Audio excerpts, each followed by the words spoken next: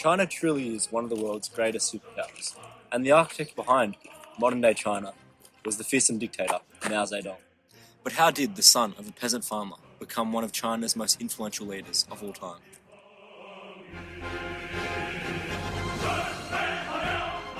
Mao Zedong was born in rural China in 1893 under the imperialist Qing dynasty.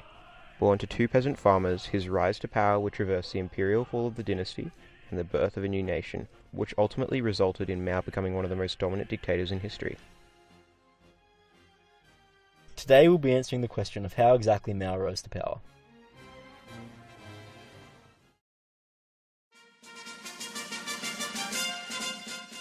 From a young age, Mao Zedong was given all the tools to become a communist revolutionary he became.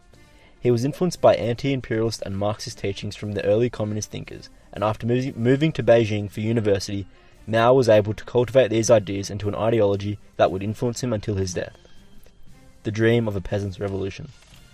So Mao was an active member of the early Communist Party, but his views of this peasants' revolution were unique in the party that was mainly made up of people who were influenced by Russian interests, with the ideas of having this industrial workers' revolution.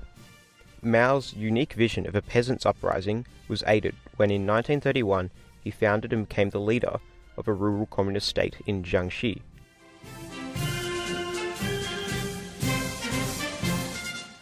This separated him from the rest of the Communist Party, based on the coast of China, and as Mao amassed a large army, he grew in power. But nationalist sieges undermined the Communist Party in the coastal areas, and many communist leaders began to move inland to Jiangxi, meaning that Mao lost the most of his influence. So some historians, such as Jürgen Doms, think that during the Jiangxi period, Mao's loss of power was very systematic and very dramatic. But in reality, Chinese reports from the time show that, in fact, Mao lost his power in a less organised and a more gradual way.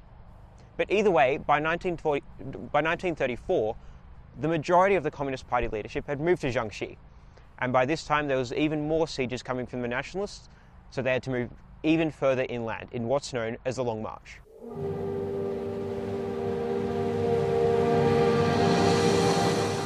The Long March was a year-long struggle, where the Communist Army marched with no destination under pursuit from the nationalists, and they lost a significant number of members.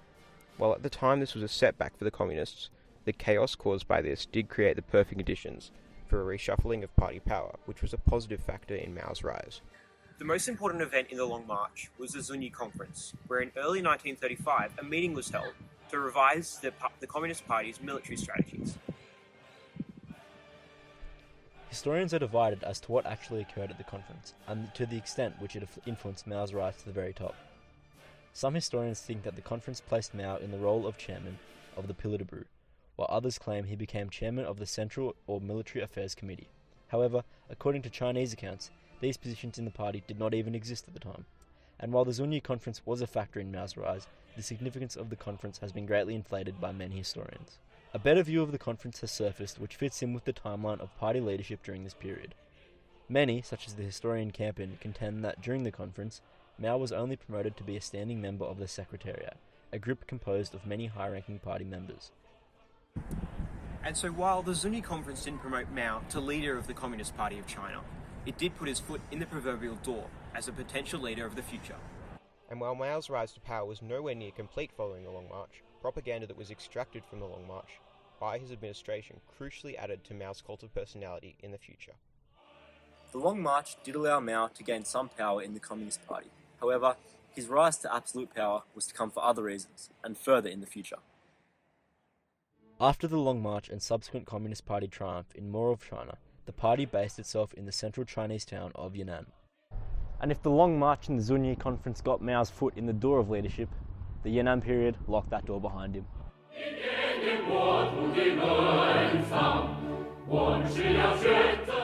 So in the years after the Long March, there was still conflict in the Chinese Communist Party over who would be the leader and what direction to take the party. But despite this, as Russian influence started to subside in the party, Mao grew in power and became a de facto leader as time passed. The most significant event in this period was when, in 1938, the USSR relinquished their support for Mao's main opponent, Wang Min, whose military strategies had failed in the Wuhan province. Mao was now the preferred leader of the USSR, and despite the fact that he was still one of many leaders of the movement, his position as a member of the Politburo was greatly strengthened. Mao had the opportunity to put his ideas into practice as well during this period.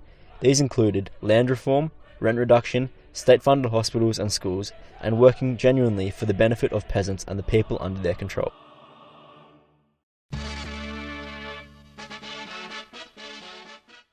By the early 1940s, Mao had already grown his influence at the top of the Communist Party, and his reforms were convincing the people in the Yan'an Soviet that he was the leader for the future. But Mao still needed to confirm and solidify his leadership of the Communist Party. The Yan'an Way was a so-called rectification movement, which was the defining event of the Yan'an period. It allowed Mao to simultaneously remove dissent from society while also growing his cult of personality. The movement had two phases which can be categorized as re-education and terror campaigns. The re-education phase involved thought reform programs where new members of the Communist Party would be involved in lectures and courses to understand the Marxist ideology. In the relative peace of the Yan'an period, Mao had further developed his writings, and these Maoist ideas were spread amongst the people in the schools and re-education camps that the party had organized. This phase was referred to as zhongfeng, or brainwashing, and the re-education phase certainly managed to do this, as all citizens were subjected to mandatory education about the Maoist ideology. The entirety of the Yan'an Soviet saw Mao as their only saviour and path to happiness before too long. Mao's use of terror during the Yan'an period was also cunning in ensuring his stability as leader.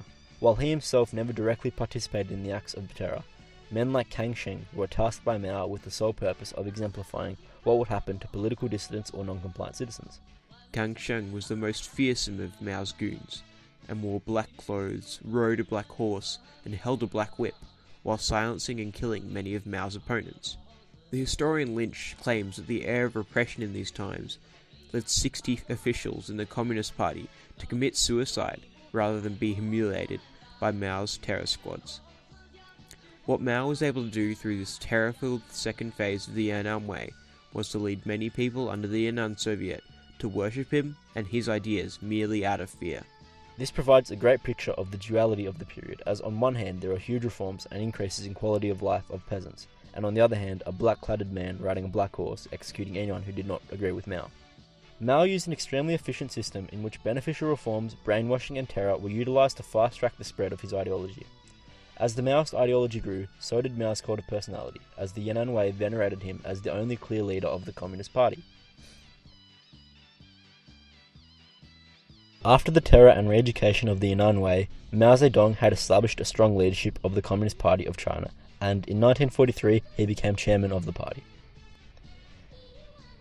He commandeered successes in the Sino-Japanese War and the Chinese Civil War to put in place his dream of communist rule in China, and ruled from his promotion to leader in 1943 until his death. In terms of what allowed Mao to rise to power, the Long March was a significant factor in that the chaos caused by it allowed him to become one of the many leaders of the weakened Communist Party at the time. However, it was after the Long March that Mao really rose to power. As opponents lost their influence and propaganda promoted his role in the Long March, Mao's power grew up until 1942. The Yan'an Way, the terror and the re-education movement directed by Mao's vision served as a stratifier for Mao, strengthening and solidifying his role at the top of the Communist Party as he became chairman in 1943. When discussing Mao's rise to power, the Yan'an period, Long March and Zunyi Conference are very important factors. However, they're not the only factors. Mao's pre-existing power in the Jiangxi Soviet and the USSR swinging their support into Mao's favour were also very important factors in Mao's rise to power and must not be forgotten. Mao Zedong was the person who kickstarted the process that has led China to becoming a true superpower in the modern world. His struggle for power was long and faced challenges, but ended up making him one of the best known dictators in history, whose impact continues to be felt in our world to this day. Thank you for watching this documentary about the rise of Mao Zedong.